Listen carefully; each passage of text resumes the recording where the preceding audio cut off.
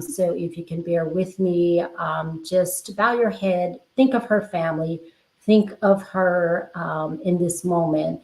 And again,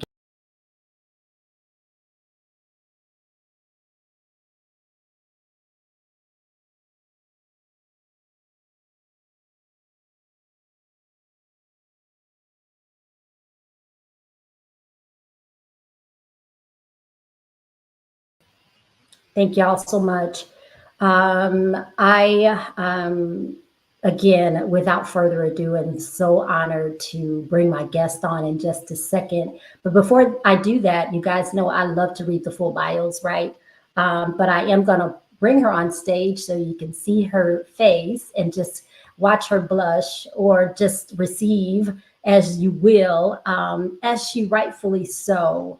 Dr. Monica Cox is my guest. It's like, just give her a drum roll, y'all. I'm gonna start pulling up my comments here. I want y'all to say hi, but I've got her muted because I want her to be still and know that her bio deserves to be read. And I'm gonna go line by line. Dr. Monica F. Cox, PhD, is a disruptor, trailblazer, change agent, and leader who believes in living an authentic life, even if it makes people uncomfortable, right? She grew up in the Southeast Alabama community where she was raised by an educator. Educator parents to persist in the face of adversity. As a child, she dreamed of traveling to the places she read about, using science to make life better, and entering politics, I didn't know that, to change the world. Her inquisitive nature contributes to her passion for educating others and sharing what she has learned via her experience. Professionally, Dr. Cox is a 2020 Fellow of the American Society of Engineering Education, ASEE, and is a Distinguished Professor of Engineering in the Department of Engineering Education at The Ohio State University, where she served as the inaugural department chair from 2016 to 2020. There, she transformed the fabric of the department and the larger organization as a vocal advocate for people of color. I know all about that, Dr. Cox, okay? Dr. Cox earned degrees in mathematics at Spelman College, okay, industrial engineering at the University of Alabama, and leadership and policy studies at Vanderbilt University. Debt-free, somebody, and interned at NASA as she pursued her mathematics and engineering degree. All right, and then so in 2011, Dr. Cox, if that wasn't enough, became the first African-American female to earn tenure in the College of Engineering at Purdue University. There, she was the inaugural director of the Purdue College of Engineering's leadership minor. She is now, she is the director of International Institute of Engineering Education Assessment and CEO of STEMinent LLC, a brand that houses a variety of STEM education offerings. Dr. Cox's research is focused on the infusion of equity in STEM education and the empirical exploration of women of color in the workplace. She has led and collaborated on multidisciplinary projects totaling approximately 20 million, and she has authored over 130 publications. Because of her turbulent workplace experiences, I can't wait to dive into them, Dr. Cox created the Dr. Monica brand. Her website is www.drmonicacox.com to guide people and organizations in authentic ways to emerge wiser, bolder, and whole. Dr. Monica shares her Stop Playing Diversity message across social media platforms at Dr. Monica Cox, that's her handle. And she offers keynotes, workshops, seminars, and personalized training that moves people from performative DEI or diversity allyship to sustainable, healthy workplaces. I'm here for all of it. So now, without further ado, I want my guest to come off her mic. Dr. Monica Cox, welcome. Say hello to the audience. Tell us about your background, anything else, or just a little tidbit before we get into the meat of it. just say hello to everyone. Please come off mute. Thank you so much and welcome. Yes. Hi. It is so great to be here. Thank you so much for having me. Um, Welcome. I apologize a little for the noise you heard at the beginning because I was trying to share the episode to everyone to make sure that they see this as well. So yes, every time I hear my bio, it just sounds like a lot. It's the pretty. I often think people know or they hear the glory, but they don't often know the story behind it. And so that's something that I would like to point out as well. Um, so yeah, let me just flow with you a little bit. I'm sorry. Like I said, I was a little bit distracted there, but Oh, no, I'm doing the same thing, and we never have to apologize on Straight Out of Corporate. My first few sessions this year, things weren't working, the camera was off, and I said, but when I got the green light to go again, because I took all of last year off, and I tell you I was rusty. And so while you're talking, I'm sharing too. So yeah, that's how we bring our full selves here. Yeah, and that includes whatever happens. I love that because also I'll say this too. I'm 3 hours behind, so it's nighttime. But yesterday was my birthday as well, and tomorrow is my husband's birthday. So we have birthday, Easter, birthday, and we may talk about this at some point. But I also had a child when I was 42, my only child, my first child. And so when you see me also being at this level and all the accolades, I did all of that stuff before I had a child. And so I often think about that, in my life. I thought that I would probably be somewhere else, but my body operated a different way. And I'm going to roll with who I am right now. So that's I part of the corporate story as well. I love all that. And we are flowing, and you are exactly who you were created to be. You're in the space where you are absolutely supposed to be, right on time, in time, and no apologies whatsoever. So I'm gonna go back off mute so you can keep saying hello, because I'm still trying to share the live. And thanks, Gary, for your comments. Let these comments come on in. Tell us where you're calling from, and just show Dr. Monica some love. She's here a day after her birthday. Thank you. Yes. Oh my gosh. Let me tell you something. I do not take it for granted. Part of my book that we'll talk about a little bit later, Never Defeated, we're going to talk about some of the professional pieces, but some of the personal pieces for me are that I've lost both my parents. I'm an only child. And I often tell people I was loved. I was loved so thoroughly. And as my birthdays came along, my parents would always call me, and my dad had this it was always like a little script that he would tell me, but it was like, X number of years ago, a little girl was born and blah blah blah. And so fortunately I was able to save that. And so I still have that. That's like one of the last messages that I have from him. And I think it connects because so often as Black women, as women of color, there are these other sides of our lives that we don't share. And I'm so happy to finally be in a place where I can share. I can share fully. I could share grief fully. I could share joy fully. I could share um courageously. And that's priceless. So however we want to flow with that, like however we want to dig in, just let me know, because that has been a journey. When I think about my birthdays, when I think about life, I have not always been in this place of peace, this place of certainty and boldness and understanding my rights, even as the world and all the things you mentioned seem to come crashing down. Like, you just caught me on the weekend where I'm really reflecting, and I'm like, I'm good. Life is good.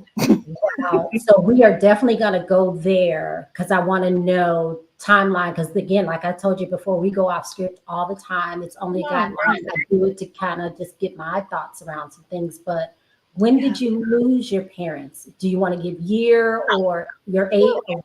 Yeah. Absolutely. So it kind of comes into the corporate story. So I'm gonna have to give you a timeline. Often I have this visual now. Whenever I give presentations and I talk about my story as a department chair, whenever I use critical race theory to talk about the counter narratives and some of the things that I've learned, it helps me to paint a picture, because I tell people I became a department chair, an inaugural department chair, before I was 40. So that tells you a little bit. And my parents had me later in life. My father was 44. when I was born. And I would say in 2016 is when I started my job, January 1st, 2016. 2017, my father passed. He was in his 80s, so he lived a long, full life. And I tell people, because you're going to hear the personal part too, I was very fortunate to hold his hand as he transitioned. I think that's very meaningful. Um, Uh-huh. in 2018, 3 months after my father passed, after being married almost 20 years, I was pregnant. I got pregnant. And I tried to have kids for a long time and had gone through a lot of um, fertility things and IVF and embryo. I mean, I'm telling you, I knew everything about Uh-huh. that. But I say this in my book too. I ended up, I think, having like a urinary tract infection.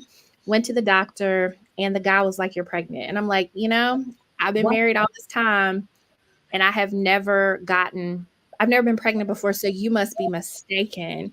And I still have the test. I still have the band from the visit where it was like, this is Can't it. Exactly. And my husband was actually out of town that day, and we were just shocked. We just didn't expect it. So anyway, that's the whole story. We could talk about that another time. But anyway, that was 2018. 2019 was very hard because I had a serious issue in my organization. There was a legal issue that happened. Drama in my role as chair. And I think I'm going to talk about that in more detail in the future, just because it went on for 3 years Uh-huh. and ended in 2022. And I'm gonna fast forward for just a minute, but it ended a couple of months before my mother passed. And so I'm gonna go back to 2020. Uh-huh. That was the pandemic, of course. And I worked in a department where we had thousands of students, and we had to transition. But then I was not reappointed as department chair because of some other things in my department, and there wasn't a plan for me. So I moved my family. I did so many things, and I had to figure out what my life was going to be in the middle of a pandemic as I took care of my mother. Um, and as life just continued. So, man, there's a lot there. When I There's a tell you I was crying, I would be on presentations doing my job. I would not be able to sit without crying. Like, people would ask me questions, podcast interviews, academic talks. I felt so low. And I think that it's really appropriate that you've brought me on the last day of Women's History Month, uh-huh. and that you're also bringing me during a time that we are honoring Dr. Bonnie, because I often tell people from a spiritual perspective, I used to read Psalm 23, and it talks about, yea, though I walk through the valley of the shadow of death, I will fear no evil, for thou art with me. And I am a woman of faith, but I felt very lonely. And I said, only when I went through what I went through did I understand what the valley of the shadow of death meant. Before, it seemed very abstract, Uh-huh. but when you are up until 3 o'clock in the morning, when you can't go to sleep, when your stomach hurts because you know you're going to be attacked at work and nobody has your back. And I'm saying you're a supervisor, and HR does not have your back. Your supervisor does not have courage. The people around you are plotting against you. You Uh-huh. know that things are being said about you, and you go to the highest levels of the organization and people don't have answers because they've never seen it, because there's no policy in place to address it. I know I'm talking a lot, but I'll wrap it up real quick, and I'll just say, I want you to talk a lot. okay, thank you. Because my aha is this, and I think this has only happened to me this within the past couple of months, especially after the death of Dr. Kendia Bailey, after the deaths of our sisters last year, Temple, Dr. Epps, I believe, Dr. Montague, who was in Uh-huh. Tennessee. People are dying. I mean, Dr. Gay, Claudine Gay. Uh-huh. Um, these places do not protect us. They will not protect us. And if you go into the wrong place at the wrong time with the wrong boss, with the wrong colleagues, With you are the, with the wrong leadership. With the wrong wrong leader. leadership.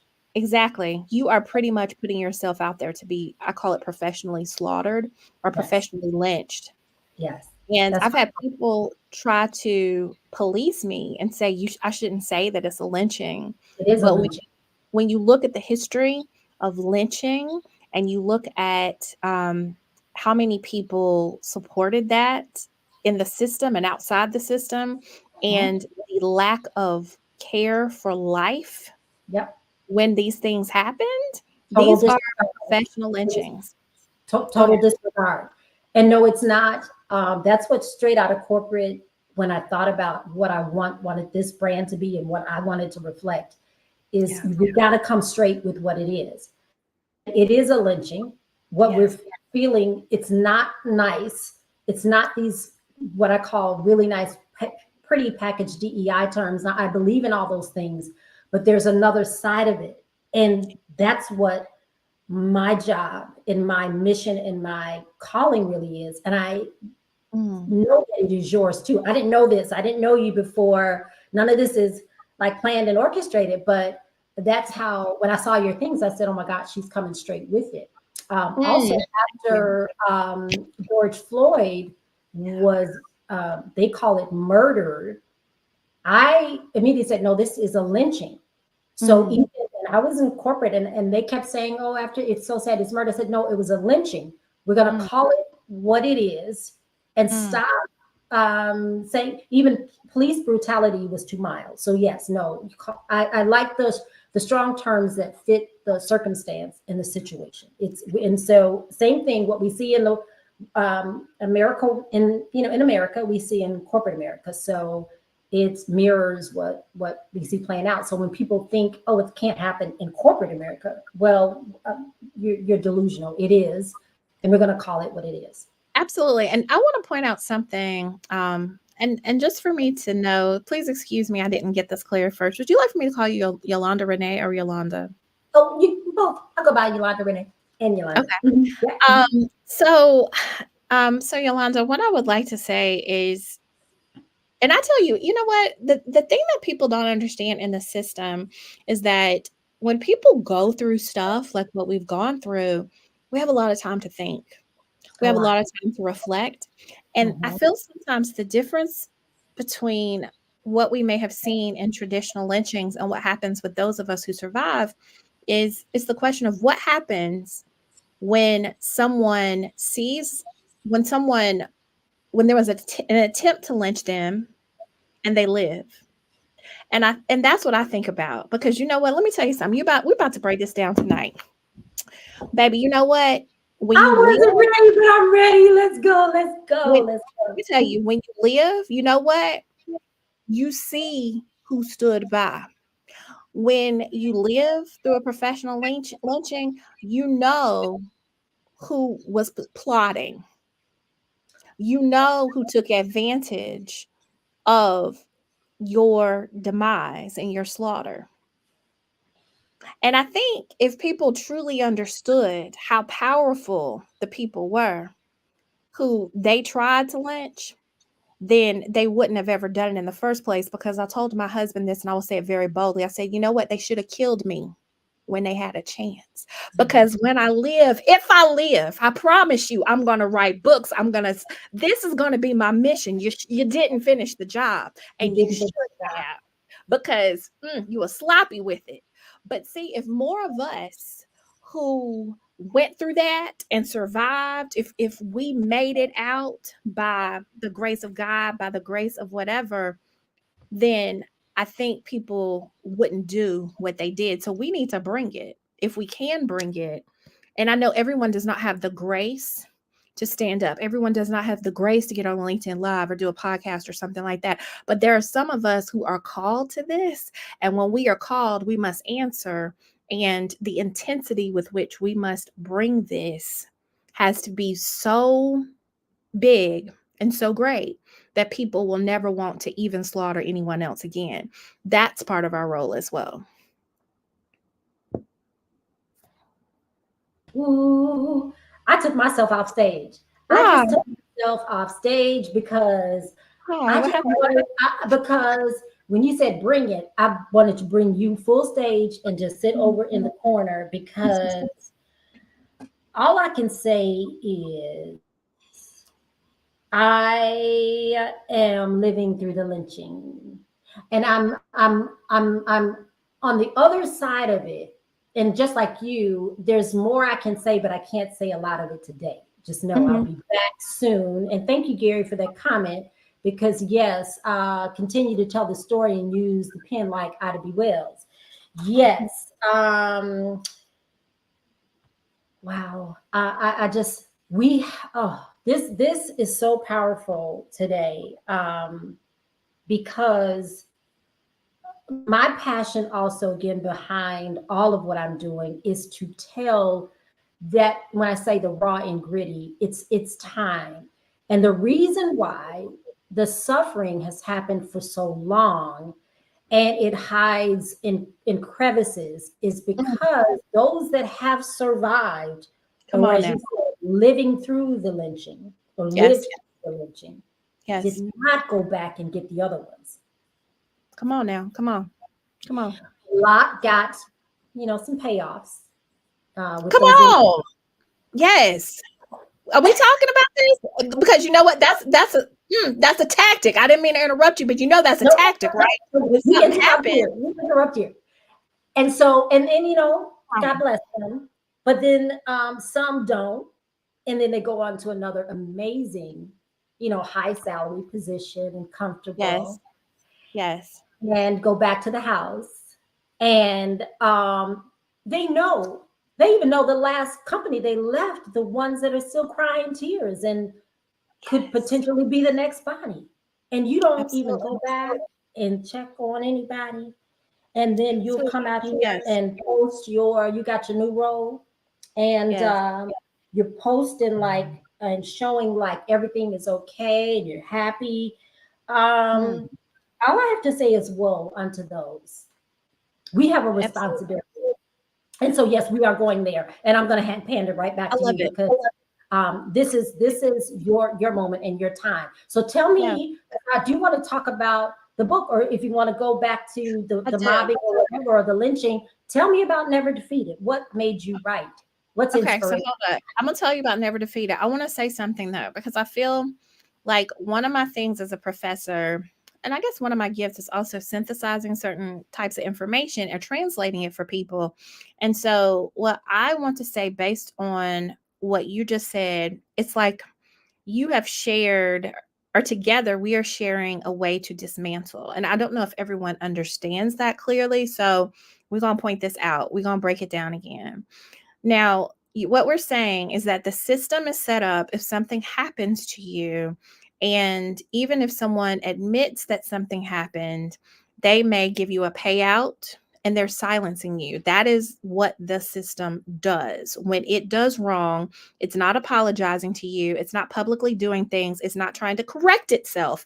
It is saying, okay, we did something wrong, sweep it under the rug. I'm going to give you something to be silent so the person who comes after you doesn't know, but we're going to keep doing what we do. And the way that you and I are talking about disrupting the system is to actually be a leader enough and understand that when something happens to you, they're going to make you hush if you take their carrot.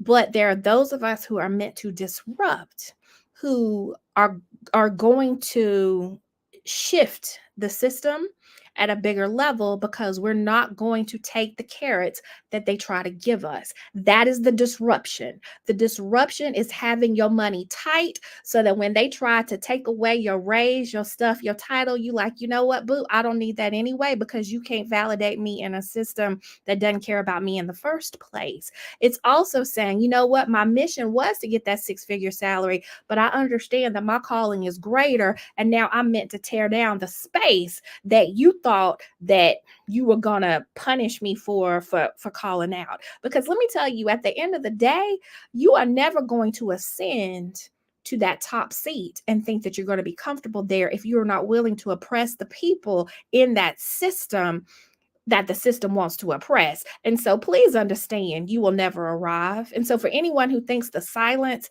gets them to another place, it doesn't. It does not matter your skin color, your whatever. Everyone is a target. And so why don't you just move toward disruption anyway, so all of us can be safe? So I just wanted to say that before I talk about my book. I'm going to toss it back to you real quick if there's something you want to say, and then we can talk about my book. But I had to break that down for a second. Go ahead. I'm just looking for the offering plate to be passed. All I have is my little journal. So we're just gonna pass, it is Dr. Cox, Dr. Monica's B-Day weekend. Just get in her LinkedIn inbox or on her website and just give her an offering. I don't want any, I don't need any, but mind blowing because the script is ripped. I don't even know where it is, and I don't want it because this is better than we could have ever planned. We meant to flow, because I'm telling you, this is what happens. Like I said, let me tell you something. I told people the worst thing that people, if this gonna sound funny, no, but you know what? They would have kept me in that job if they knew I was about to be this person.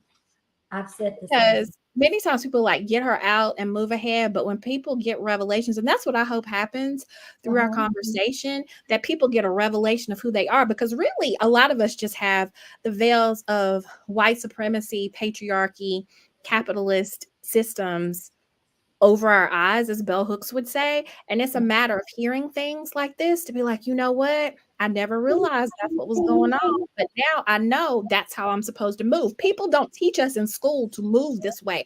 We are giving you a master class on how to move. And as Audre Lorde says, the master's tools will never destroy the master's house. They will never dismantle the master's house. And so many of us think that we're going to go in with the DEI programs, we're going to go in with the policies, but the policies and the things that we build are never going to tear down these universities or places anyway. And this is what I'm telling you something, Yolanda, friend, sister, auntie. Yeah, Let me tell you, last year, I'm sorry, I had this aha moment. I was reading Audre Lorde's work again, and it's almost like I tell people I feel like I had a vision or something. It came to me, and I said, let me tell you what I know I'm supposed to do. I said, I am in the master's house. Many people are like, oh my gosh, do you still work in the place? Yes, I do. I do. Mm-hmm. I get my paycheck. I do what I need to do. I know I'm qualified to do what I do. But I say, and right. And I'm going to tell you something, but I understand all the things that I told you before. I do not want the extra titles. I do not want the extra money, because I know that comes at a cost. And when I say extra money, it's will you be da-da-da-da-da for whatever? No, I will not, because I know that things are not in place to dismantle and to protect people. So I do not want that position. I'm fine where I am. Thank you.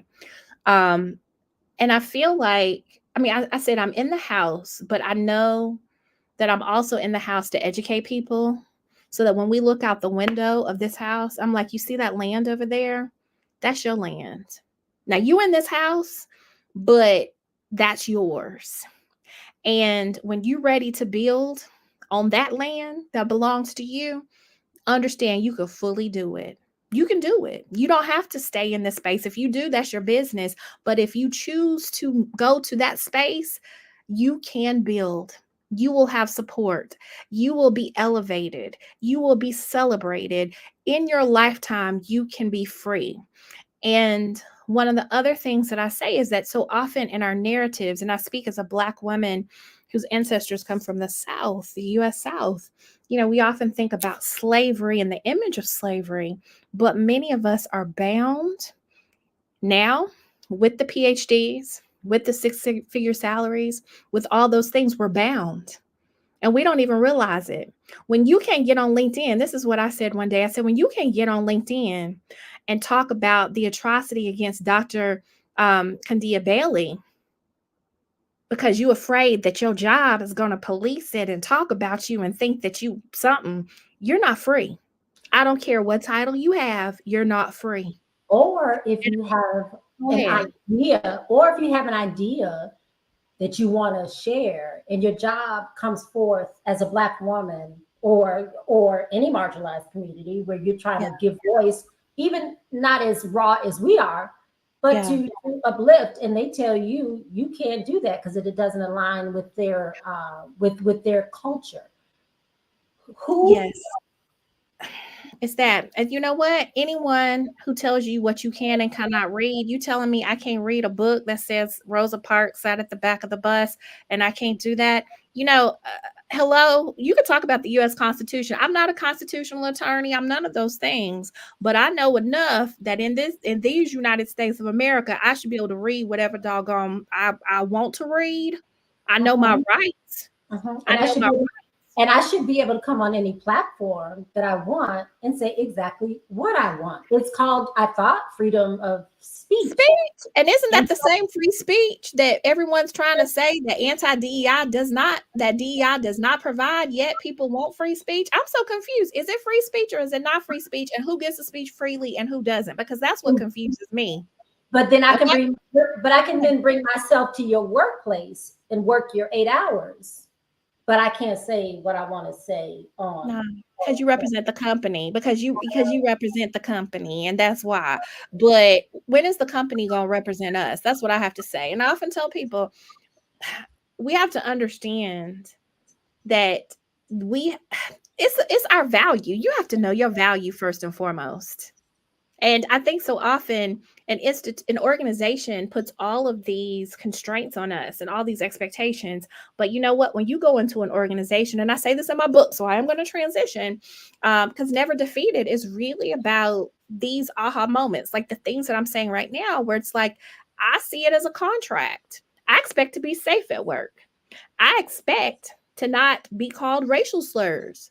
I expect for my pay to be what it needs to be for the work that I do. There are all these things. And when you violate that contract to me, then guess what? I don't have to be that perfect employee that you expect me to be. I'm going to hold you accountable in the review in the same way that you hold me accountable. And we It's a need to two-way start street. understanding that. It's Yes. a two-way street. Yes. Yes, yes. And even if we broke down like Dr. Candia Bailey, for example, you know, I'm sorry, you probably didn't want to give, I don't know, I want to talk about this for a minute, but the investigation for a minute, the investigation that said that there was no substantiated bullying or anything that happened. Okay, let me tell you something. You can go through your systems and I know about policies, like you could almost have any policy in certain places and they say nothing and you will not find any claims. That's possible. I get it. If it's not blatant, if it's not something that someone can put their hands on or have a recording of or something like that, I understand. But break it down even more. Many people want to just move on, but it's the space of why would someone feel threatened at work? You don't go to work to feel that way. You don't go to work in distress. There are just some things about that environment were not right. And my question to that organization, why?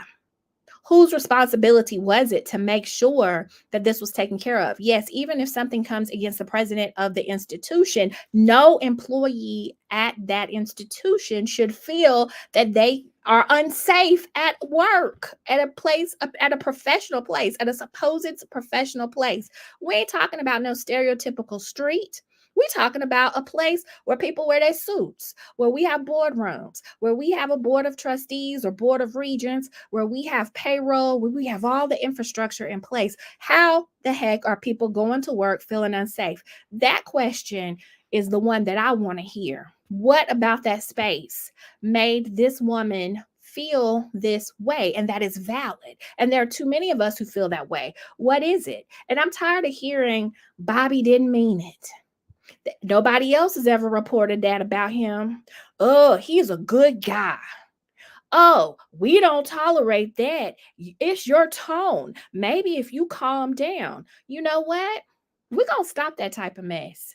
And I think the takeaway that I want to say for this segment is we have to start pushing back. And I'm going to give you an example. For us, I'm going to say this as a Black woman. I also write fiction under author Monica Cox. There's a plug there. We can go to Amazon and find that. But you know what? Let's talk about it from a relationship term. And I say this in my book, Never Defeated, as well. Would you ever allow somebody to come and slap you like punch you in the face. You out on the street, you know how it is. You like somebody coming looking at you off, and then you like they call you out your name, they slap you, they're a stranger, they're whatever. But many of us allow our workplaces to treat us the way that we would never allow somebody on the street to treat us. Oh, you're not gonna call me a B. You guess what? Your workplace calls you a B every day you walk in, and you just look the other way, skin, grin, smile, and do nothing. Can we have the same standards for our relate for work that we do for the man we date, the woman we date, the person Ooh, that we trying to slip our number to out? I mean, I'm and just like, can we start holding? Can we have so, that? oh I'm my sorry. God. So no, no, no. Gary Jones said microaggressions. Some of them are, Gary, but those are outright violations, criminal behavior. Because again, we're talking about people are pushing and shoving and calling names. Some of the words that are used are considered hate speech, which is against the law. It's like, and that's, again, one of the DEI terms. It is nice, but we are talking about something that's all the way off the chart, unacceptable, unprofessional, criminal, and Yes, just downright nasty. Can we talk it? It's the lynching stuff we're talking it about, is. and we keep and what Dr. Dr. Cox is saying. We cannot keep calling. We have to call a thing a thing, and I'm Absolutely. also in that camp. We have It to call is. it what it is. And also, that wasn't their intent. It absolutely wasn't their intent. It was their parents and their grandparents' intent. And so stop playing with us. We Yeah, know what intent is. So you're also telling me that I cannot measure the level of hurt or harm that's coming toward me. You're gonna measure that for me? No, you're not gonna do that. It was their intent. And they're gonna continue until they take you out. Yeah. So no. absolutely. And Mhm. I want to say, like, when I think about the book that I wrote, Never Defeated, it's 9 essays. And it was me being raw. Like the rawness that you see here, I'm gonna tell you where it came from. So I'm very big on social media, and I would just write things. Social media was like my archive. As I was going through what I went through, I would put a hashtag on something, and I would just say, like, this happened to me today. And I often thought, if anything ever went down, that social media would be the record that my husband might be able to use, somebody else might be able to use. Like, I really used it strategically to protect myself in a workplace that I felt did not protect me. And over time, so many people were connecting to my words that I said, I'm going to do something with these words. So I extracted many of the quotes and many of the comments and threads, and I wrote essays about them. So that's what you see. So there's a place where I talk about professional lynchings. I talk about toxic positivity. I also talk about conserving your DEI energy, workplace thorns. And like an example of that is, there are some people who are thorns in your workplace, and many times you'll be in positions and people will say, let's use the policies to get along with them. But the thorns I was referring to, like, I told people, I can't correct racist people. I can't correct sexist people. I don't care if you put me in a position of power. My supervision of them will not change those behaviors. And for you to expect that is wrong. And so it's those things. For example, I also talk about dog and pony shows. How do you find those places that are fake? Like, they're going to, of course, they're going to wine, dine you and try to present themselves a certain way. But I'm talking about protection.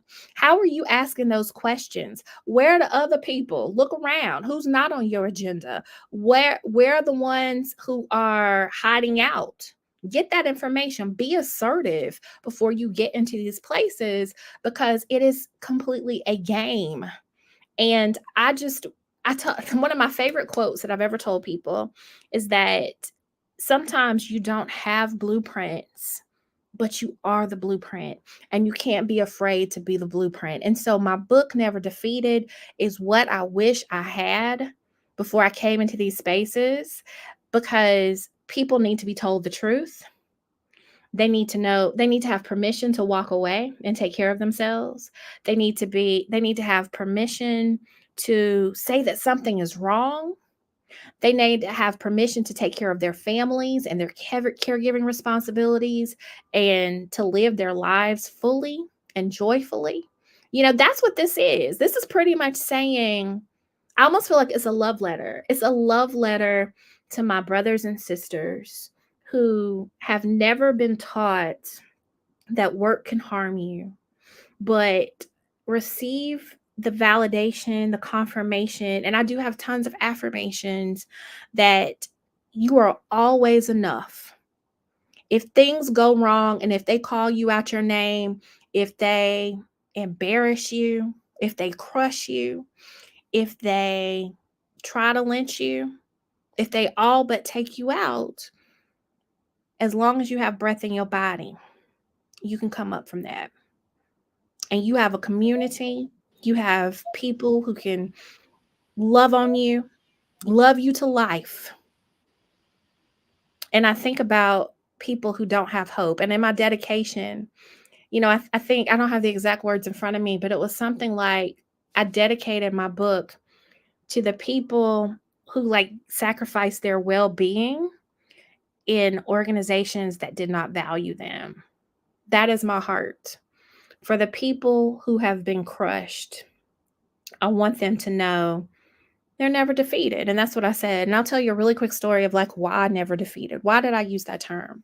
Because I was in this very office during the pandemic when I had my going away party for a job that I moved my family for and I gave so much for. I left millions of dollars with them, but I was not reappointed.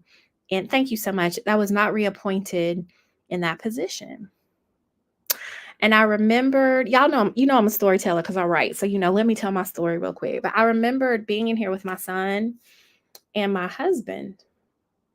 And I saw those people in the Zoom room. Some of my haters were there as well. And I still had the legal case I was going through. I still had so much stuff. And I felt, and there were people crying. And I started crying. And I said, let me tell y'all something. And I tell you, this was May 15th, 2020. I remember the date. I said, the truth will come out. And don't cry for me because I'm never defeated. I'm never defeated. And when it came time for me to write this book, I said, that's going to be the name of my book, Never Defeated, because there was a moment I didn't see the light. I said it, and I had so much going on, and I saw person after person who was silent about what happened. I saw people ascend to their next positions. I saw people deny me. And I had to hold on, and I said, something bigger has to come from this. And I kept holding on, never defeated. I'm never defeated. So when I tell you, even tonight, the manifestation of me sitting here from something I said almost 4 years ago when I did not know what my future would look like, it's a testimony within itself. So that's what this book is. This book is not a joke for me. It is literally me holding on so people could see victory, because so often we don't get to see the victory. We see the ridicule. And I've had so many people say they didn't want to stand up because they said, I don't want what happened to Monica to happen to me. It was that space. And I was just thinking, in my lifetime, I want those same people to see the success of speaking up. I want them to see that you can have a #1 top release in a book that you self-publish, even if you don't have an agent, and you're like, every morning I'm going to wake up at 5 o'clock to write because I believe that I have a story to tell. And I believe that one day people want to hear it. Like, that is me. Like, I'm telling you, like, I feel this so much. I cannot begin to tell people, like I said, taking care of my mom, My mother, I said this before, my mother was paralyzed for 12 years. And in the book, I talk about this. As an only child, I was working. My husband helped me, but my mother required 24 hours of care. She lived 800 miles away, and we had to be responsible for hiring people, for dismissing people, for upkeeping the home, the transportation that she had, for keeping her safe. I did that 5 years, after my father passed. And the victory that I have, this is why Never Defeated too. It's not just professional. The victory was that when my mother passed, she passed in her home. She never got COVID. We kept her safe in Alabama, a state where people did not believe in mask mandates at one time, where they did not believe COVID was real. But, um, I did right. I did right by my parents. And that is something that I can never quantify. That is something that people at work won't understand. But in the midst of all the things I went through, to know that I respected my parents who are now my ancestors, that's the part that's priceless. And that's deeper than any job too. So I could go off on that in a very different way, because I think so often we get caught up in what these systems tell us to do. They tell us to work ourselves to death and to do certain things, but we don't want to have regrets personally. And sometimes it's about taking, and you said this to me, and I appreciate this. I'm where I'm supposed to be. I did what I was supposed to do when I had my child, the timing of taking care of my parents. I am so grateful that even in the midst of the darkness, I took care of the needful things in my life. And there's that piece as well. And I think that we need to start recognizing victory as things like that. When we have the ability to make life better for those around us, that's success. Don't just measure success by showing up and bringing in a grant or bringing in a donor. Your success is making sure that the people who sowed into you are honored with the resources that you have, even from these off systems. How do you use that to build them, to build generational wealth, to empower communities, to educate, to build platforms? That's how we have to shift our thinking. Use the tools in the master's house to build your own house and to uplift the houses of others. That's it. It's That's not amazing. about the ego and the titles. It's about extracting that. Because you know what? You know what somebody told me? That's a form of reparations. Those are reparations. Give me that check. Let me start this business. Let me empower other people and tell people the truth about what's going on so they're free. Let me write this book. Those are my reparations. We redefining what success looks like, which is Absolutely. also, which is also power. It is. And it's a mind shift. We're It is. not going after that money that's in the house. Mm-hmm. We are shifting our timeline, our path. And Mm-hmm. for those that do, and that's great, I may even go get another check or two, but it's Yeah, going to look different it because is. I know what the purpose of it is Absolutely. now more than ever. And let me tell you something. You know what? I love that you call yourself the corporate auntie, because Mhm. aunties are the ones that provide the insights. And so, you know what? We spilling the tea, boo. We up here telling people So HR, side eye HR, side eye. What they doing? What's happening? Like, we're using our platforms to tell people, baby, look out for that. In the same way that we were always taught, like I always use this, and excuse me, I talk about this from like a heterosexual perspective. given like how I was taught. But people tell you what a good man looks like. For example, that's a good man. He's got a job, he's this, he's that, he's taking care, he got no outside baby mother, all that stuff, right? But but we up here, it's like the metaphor of the good man. This the Right. good man. This the Good good job. this the good sister. This the good work man. Your It's a good good work man, yes, gonna treat you job. right. They're gonna listen to you. They're not gonna throw you on the bus. They're not gonna lynch you. They're not gonna do whatever. Like, you know what? I know that's a good business idea right there. But you know what I'm saying? Like, we are totally teaching people this is how you're supposed to be treated at work. If if it ain't that, walk away, baby. You know what? In the words of, is it a Tyler Perry play? I can do Uh-huh. bad by myself. All by myself. That's also what straight out of corporate is, of course, telling the truth, but it's also saying you better get up out of there. And so the corporate auntie came because first of all, I was an aunt before I was a mother, but I literally the things that I'm doing here is what I was doing when there was no name or no podcast. It was talking to my niece about things that not only she shared, but I was giving her warnings like, no, sis, no, hon, let me tell you what that really is. Exactly. And so, yeah, and she'd be like, thanks, auntie. And I was like, oh, so that's kind of how that came about. But yeah, and I'm also I'm that auntie that shows up at Easter or resurrection dinner or any other holiday, and everybody else is talking about all the fluff, and I come in with, so what happened? Who stole such and such? We need to talk about those things too. We're not going to come to the dinner and pretend like there wasn't some major infractions the last 365 days. So I'm busting in with the truth about what nobody else wants to talk about. I love that. Yeah, certainly am. We got to have you back. We got to have you back. But I want to show the people that are watching a couple of things. If you'll take a look at my screen, I need everybody to go here. Right. I'm going to need them to go here.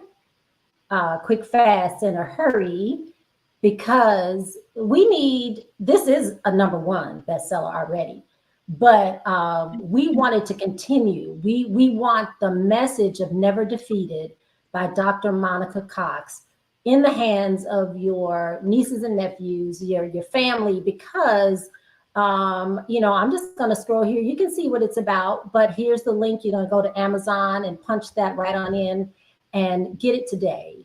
Say happy birthday in that way, because she deserves it. And this story is important. It needs to be out there. And yeah, go read all about it and purchase those. Okay. The next thing we're going to do, because we have a few more minutes and I always have surprises. I didn't realize as I was planning this that somebody has a little celebration. And Aw, thank you.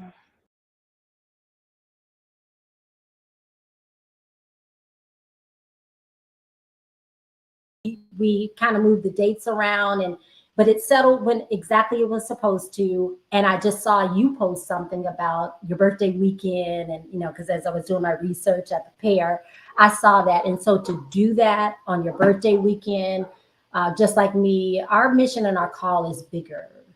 And I don't care about a holiday. I don't care about eating at a table. All that stuff is nice, but I am called on a mission and to get back up and get back in place to tell those difficult stories around the workplace, around DEI. And again, when I saw some of your things, I was like, she's family. I know who I'm looking at. And Thank so you. you will be back. You can, even if we do a quick, audio or anything, anytime things come up, I think what we're also doing is building community. We're Yeah. kind of disconnected, and some of us, have, we're just a little bit disconnected, but that's also by design. But when we recognize what it is, we come together. And so, yeah, this is going to continue, however that's going to look like. So Thank you. I wanted to say something really quickly though, if that's okay, because I'm glad that you showed the image Never Defeated, because even when you saw like how I was standing, that was my power pose. I had to try to decide like what would my cover be. And I think so often, one of the quotes that I'll share with your listeners right now is that I used to say, I mean, it came to me one day. This is one of my in my quiet time. It's like, I'm not an angry Black woman. I'm a Black woman whose questions make people angry. I love And that. Yes, I saw it. I think we are not expected to be bold, so Hmm. bold, so free thinking, so unapologetic. And I think it's the stance for me, but it's also saying never defeated. Like, even in the midst of all the things that have happened recently, shutting down DEI offices, like, it just seems like we are being defeated in certain ways. You know, you see people losing their jobs, but we need to remind ourselves that we are always victorious. And I feel like it's just time. Like, I hope that people take this and translate that into whatever their statement is that says, I am here. I am unapologetic. I am not going anywhere. I know my rights. I will I will persist. You know, I will be, as our sister Shirley Chisholm says, unbossed and unbothered. You know, all the things that Ida B. Wells, I saw that came up. Um, Thinking about Harriet Jacobs, thinking about Sojourner Truth, like just all the women who have, Phyllis Wheatley, all the women who have come before us. Y'all, like, get your thing, get your statement, get your phrase, get your mantra, get your something, your song, whatever, and just carry that with you, because that is who you are. So never defeated is my thing. Like, when you hear me talk, I hope it comes out all day, every day, to be like, this sis right here, you come against her and you gonna have a fight, because she ain't going down like that. And I think, like I said, that's what we each need to do in our prayer time, our meditation time, our whatever time we take. We have to find that, because our ancestors have planted that in us. But so many of us have been beaten down by these systems, and we don't bring it. Bring it. No matter what people say, no matter how they come against us, bring it out unapologetically. And it doesn't matter if people talking about you, you too loud, you too this, whatever. I'm not. Never defeated. Boom. Never, ever, ever, ever. That's what I put in my book. Never, ever. And I love the pose. I love the power. I love the words. I'm going to get my full copy. Now, let me ask you this, because I do. I saw it's Kindle. You can get the Kindle version. Are you going to, is that an audio? I just want to, Girl, okay. I'm sorry, excuse me. I said no. You know what? This is the self-publishing option that just starts on Amazon, and it Okay. is Kindle I love, version, and it is paperback. So okay. that's what I'm starting. But you know what? I just believe, maybe if I'm supposed to get an agent one day, maybe I'll get an agent. Maybe I'll have all the PR, the marketing. You know, I am the marketer, I'm the I PR, love I'm the person doing all that, because um it has to be said. And I told someone, because I told you I always have something to say, that you can't, what did I say? It was so good. Sorry. It was like, you can't wait to tell your story. It was pretty much the gist like that. Like, don't wait for a professional or someone in the industry for you to share a story that is in you. If it is yours, just like we're using LinkedIn Live, you can uh-huh. use whatever, push that story out. Stop wait. You know what? It was that. Stop waiting for permission to share the stories that have been downloaded in your spirit. That's what I said. Stop waiting for permission to yeah, to share or to write the stories that have been downloaded in your spirit. That's what it was. And that word was for me, because I got about at least three or four, but I know that I'm not a waiting for permissioner. It's Mhm. the getting it done, Okay. putting it down, and I've started, but I'm a little bit behind, and it's because of some other battles that I'm yet to win. But all that's going to be in some things coming, coming, coming. Yeah, but this isn't. I can definitely do this because this is easy. I love the graphics and all of that. But it's coming, and you're right. We have to stop Yes. waiting for permission or waiting for the perfection, All or right. or whatever. It's going to be what it's going to be. And you know what? It's the timing that I want to say too. I mean, I used to feel so rushed, and I feel like that's also a capitalistic perspective. Yes, it But is. I used to say I had to do certain things before a certain age. I had Uh-huh. to do certain whatever.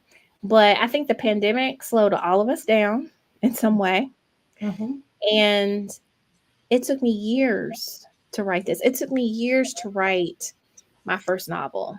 Uh-huh. And I was going to self-publish that one. It's called Legacy Unleashed.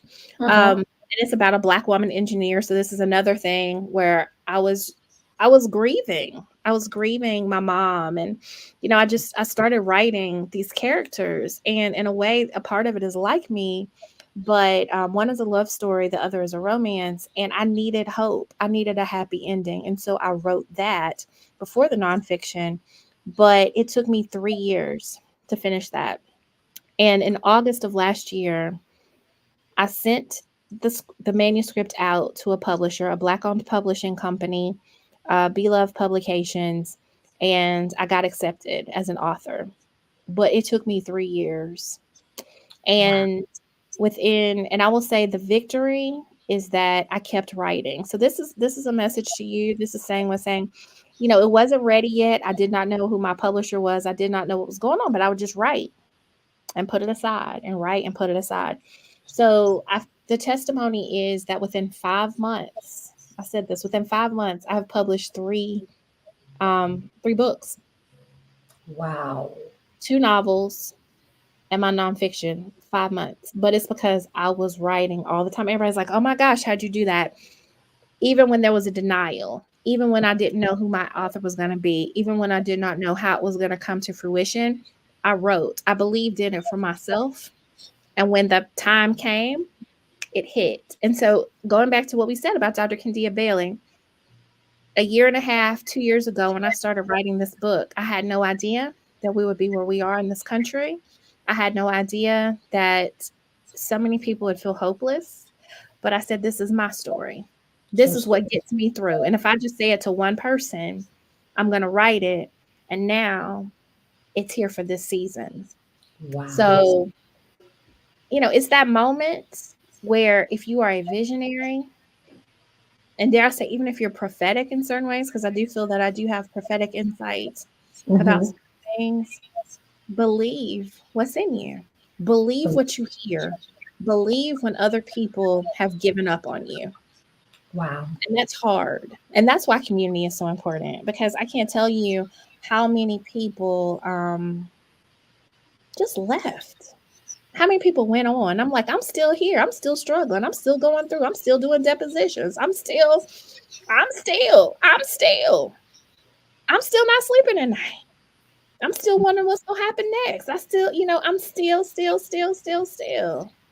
But in those quiet moments, in those dark moments, I had to encourage myself. And I feel that that is that's what's up. That's who you see. This one right here, this came from the loneliness. I told you at the beginning, what I tell you?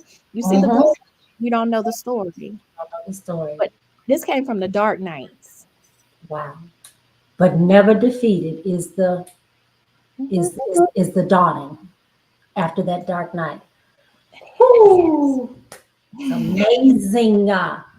Thank you. I'm Thank you so for having me. full. I'm so full. I normally have a close. I'm just gonna close with the close because I've already done your birthday shout out. I just want to thank you, Dr. Monica Cox, your work and what you do.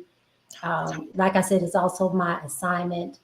I ran from doing the work. I've been slow to get the books out, but I am dab smack in the middle of fighting my own toxic workplace battles. And many Mhm. days I didn't even know how I was going to get out of the bed. Those days, thank goodness, are over. But the justice seeker inside of me wouldn't let me accept the status quo. So again, I want to thank you for being the truth teller, for being all of that. I'm just so excited about your amazing Amazon bestseller, Never Defeated, and it's going to go to higher heights. Hmm. Thank you for telling the raw truth, for being the hope for another sister and or brother, or anyone for that matter who is struggling right now. Thank you for being that ray of light and sunshine and hope, and for being a part of the community. We all have to do our part. I want to thank the audience for joining today and all the wonderful comments. I don't know if you saw them coming in. If you're still here with us, throw something in the chat for Dr. Monica. Give her her flowers. And just tell us, Dr. Monica, what can we expect next? Where should we be following you? Anything that you got coming up next week online, or anything that we should know about? Let us hear about that. Tell us before we Yeah. close out. So you know what? I am always speaking. I'm always open to speaking. That's one of my new things, like really getting this message out and coaching and creating a community for people who need these words and need the encouragement. So I feel like that's what's coming out soon. And I would just really appreciate the support, because as I said, it's easy to feel like you're out there just being that radical person. And so, join my listserv. If you go to drmonicacox.com, you'll see opportunities to engage with me, and just stay tuned. Stay tuned for more books, more writing, more programs, more ways to dismantle. And join my newsletter. I'm on LinkedIn for those of you on LinkedIn, but I have a biweekly newsletter, and you can get in touch with me. So if there are ways that you want me to engage with you personally, coaching, or if there's a corporate thing, like if this is something that needs to happen in your environment, I am open to coming, because this is what keeps everybody safe. Thank Awesome. you. Woo. Well, I will tell you, we have 235 viewers. And thank you all. That is a huge number to be on a Sunday evening after a holiday.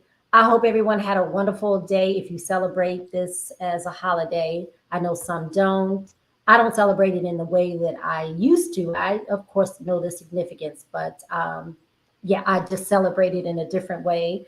And I just thank you all for staying with us. Look, we normally do an hour. I break the rules all the time. It's just been so rich and so cool. Anything else you got to say? I know you're going to be celebrating a birthday tomorrow. Thank Oh your no, it husband was for yesterday. allowing us to have you today. Thank him. Wish him a happy early birthday. How amazing. You all are only, what, 2 days apart? That's Yes, we're awesome. born the same year. Like literally, we're born 2 days apart, about an hour and a half from each other. So that was Twins. like meant to be. Um, Wow.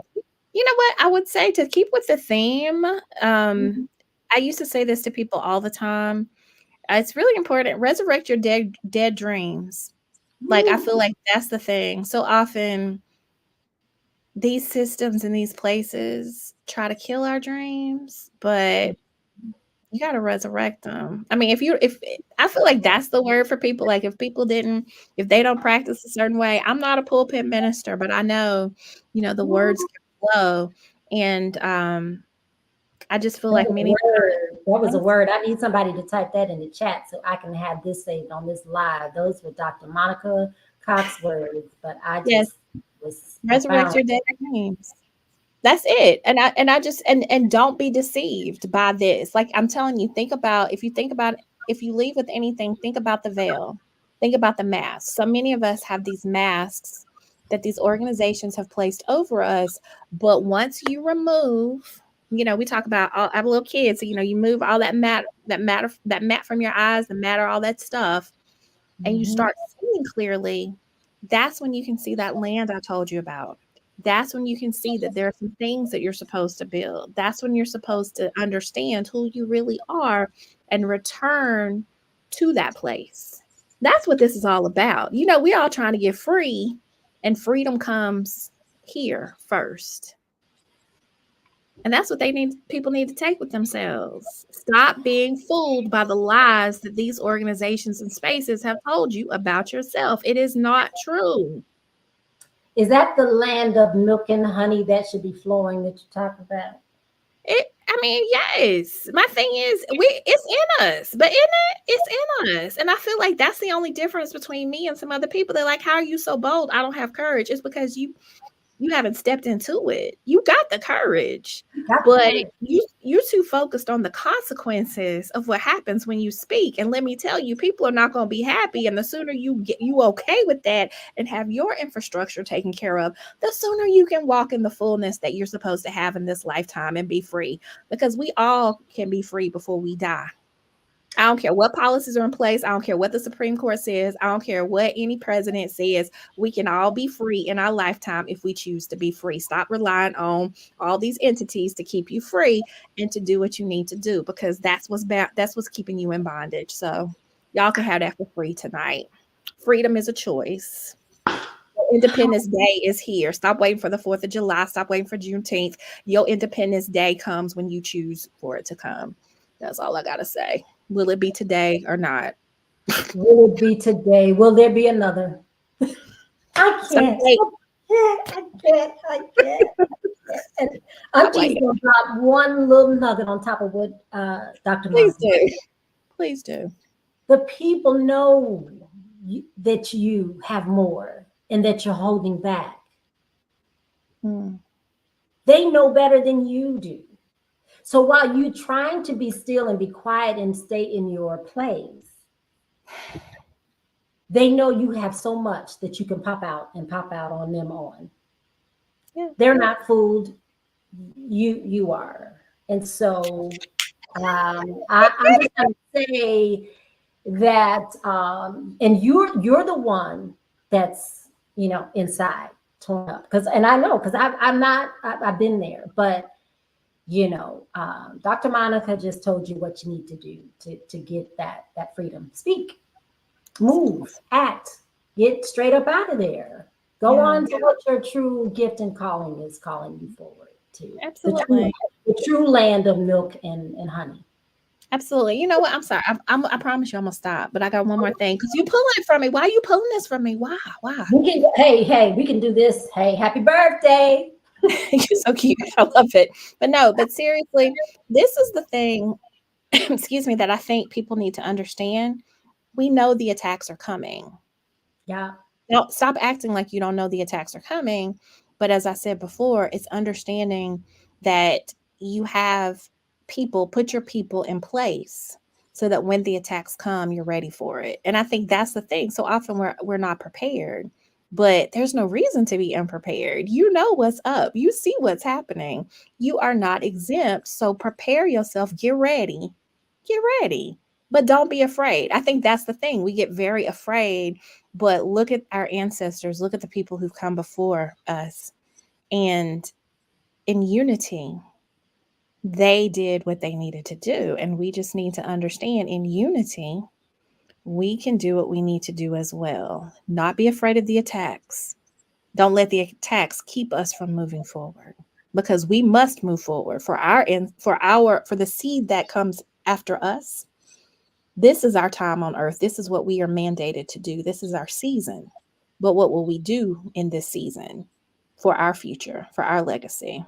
Many of us are not doing what we need to do, and we need to step up and be ready. We're not here just to go to work. And see, that's the thing. We're not here to just get a paycheck. Some of us walk in this earth and we're not walking in our purpose. Our purpose is not just to sit and dwell. Our purpose is to, move forward and to make sure that this is better for those who follow us. It's time to take up that mantle. That's what I have to say too. Take up that mantle and walk. I'm put a little scripture up in here. Y'all don't know, but I'm put a little scripture in there too. Put it You know in what there. I mean? Go right ahead. As they Stop say, consuming. Yeah. We want to consume a lot. You get it? We got ours. The people came before us. We want to consume, consume, consume. But when are we going to start doing some things that are going to set those deposits for those who come after us? That's why the attacks are so great. We're not walking in our fullness. We got brilliant people not walking in their fullness, wow, not speaking up. wow. What we gonna do with that 6-figure? What we gonna do with the positions we have?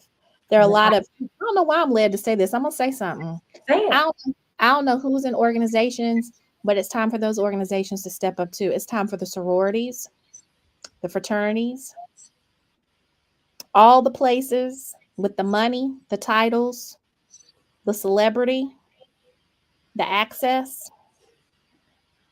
Stop hiding behind that and start being about this business. I just don't even know. Keep going.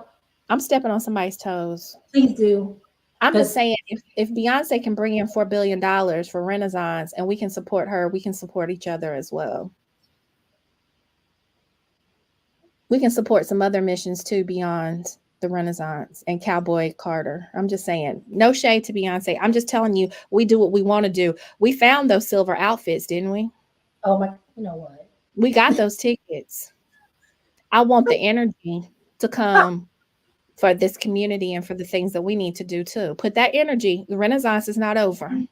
It's just starting. It's the corporate Renaissance. I need y'all to do that too. And open your mouths this time. This time the currency is your mouth. The currency is your mouth. Yeah.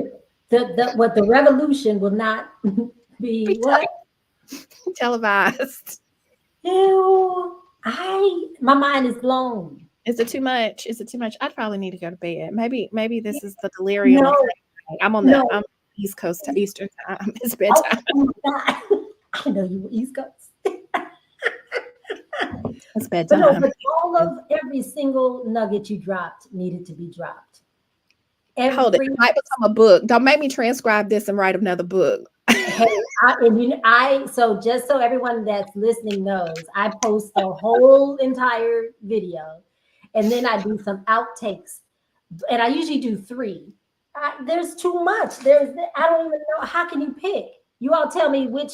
You all put in the chat, and I'm gonna go back and look at the comments. I want you all to tell me what 3 outtakes like, and they're usually about 10 minutes.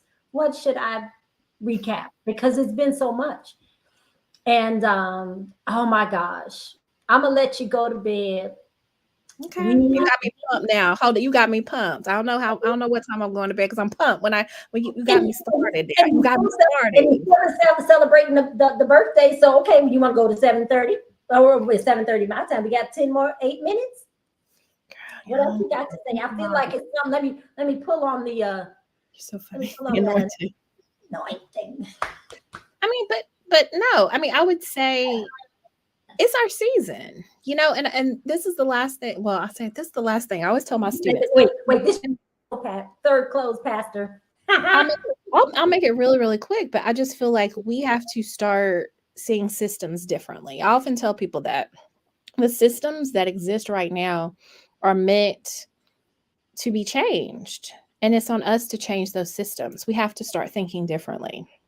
What we've known our entire lives don't exist. You look at reproductive justice, you look at things like, I think people our age, the Gen Xers, we've always known civil rights. Voting, we've never had those issues that this generation is experiencing.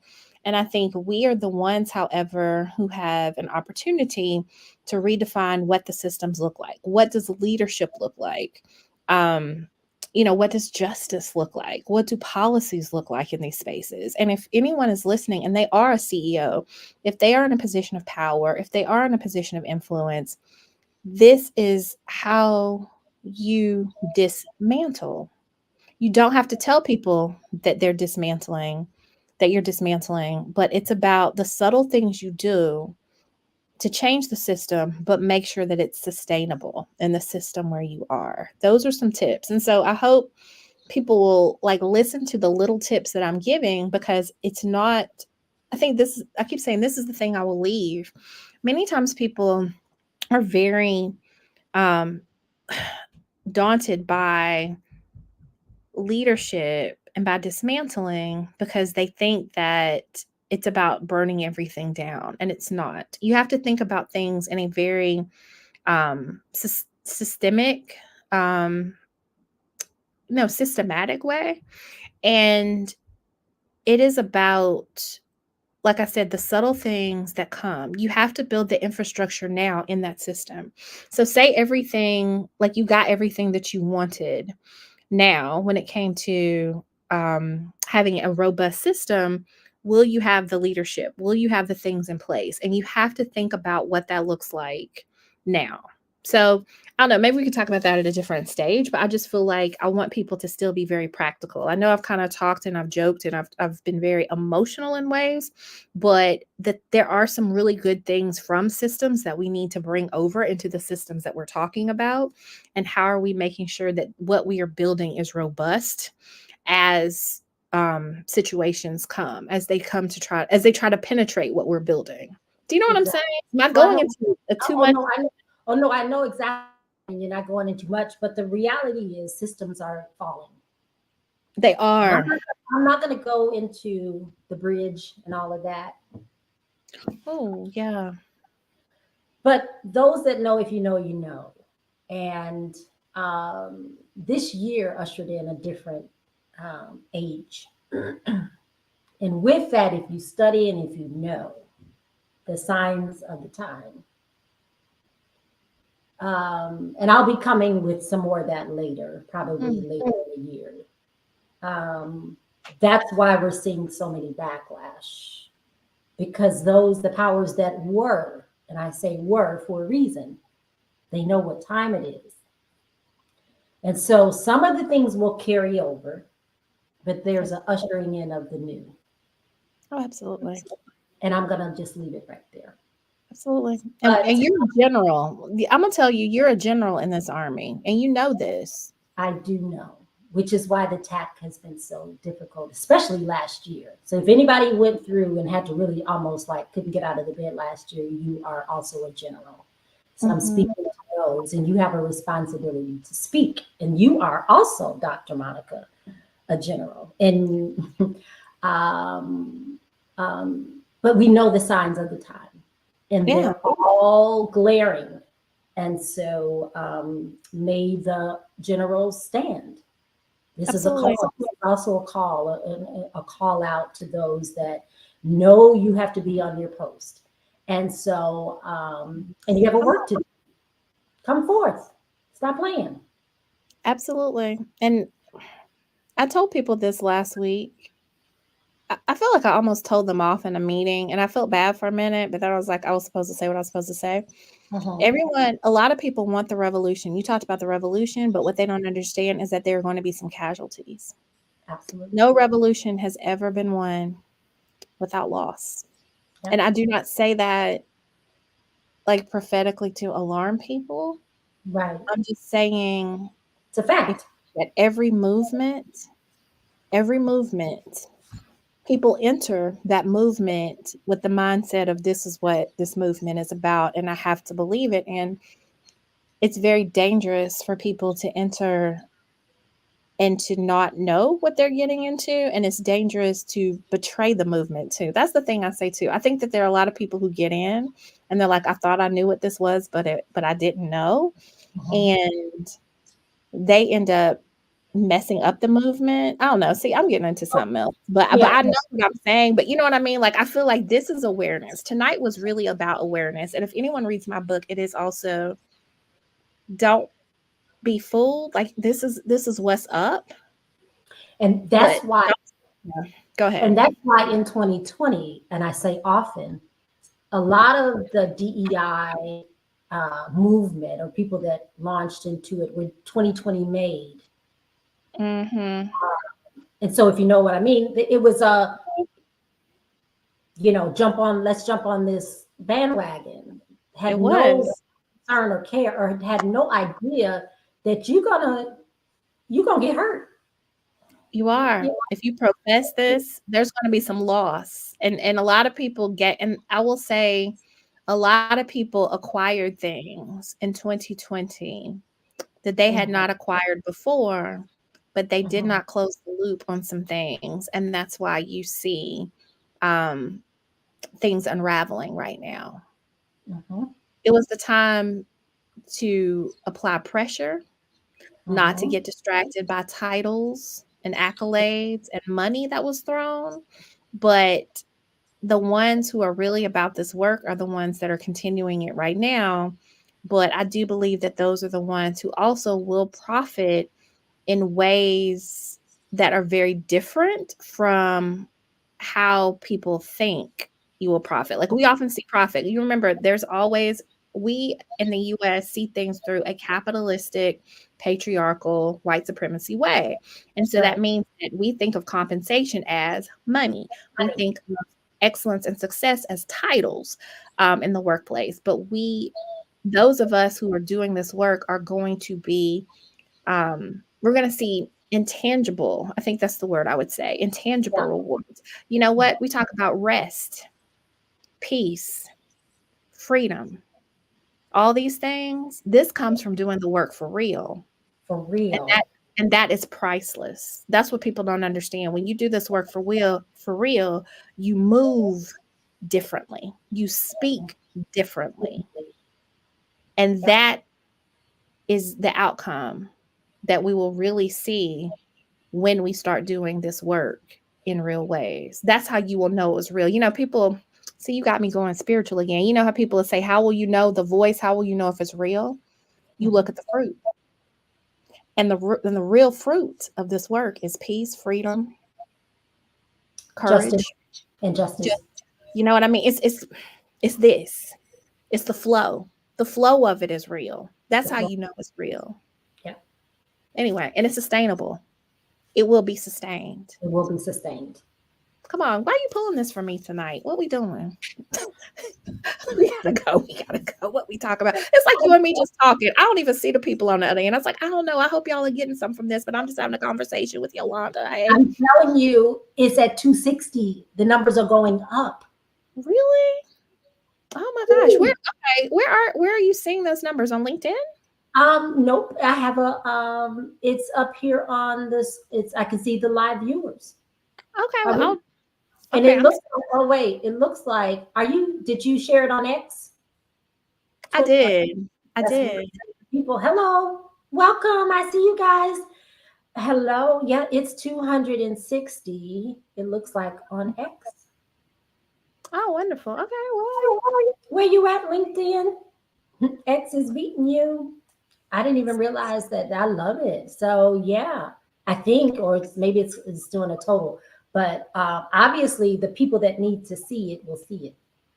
okay, I love it. Well, thank you It'll be so something. much. You're So I'm welcome. gonna shut it Happy, happy birthday. We will be getting back together soon. You keep me posted if you need me somewhere. But we have so much more to do and so much to impart, and I'm here for it. So down. get your copy of Never Defeated today. Let that be Dr. Monica's birthday gift. And just because it's the right thing, you need that information. So, Absolutely. It's cheap thank you. consulting. Thank you. What's that? It's cheap consulting. It's cheaper than my rate, but you get some good stuff for under $20. So read it and absorb. Thank you. Love it.